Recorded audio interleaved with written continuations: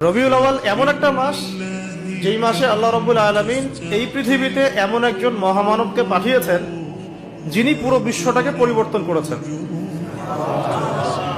এবং যিনি এমন একজন ব্যক্তিত্ব যার অনুসরণ করা ছাড়া আমরাও জান্নাতে যেতে পারবো না। যিনি এমন একজন ব্যক্তিত্ব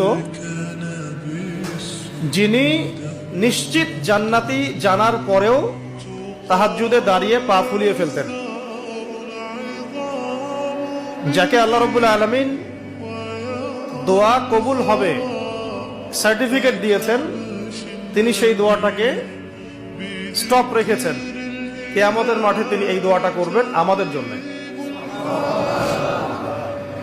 এই মাসে সেই মহামানবকে এই পৃথিবীতে পাঠানো হয়েছে, আবার এই মাসেই আল্লাহ রাব্বুল আলামিন তাকে তার কাছে নিয়ে নিয়েছেন।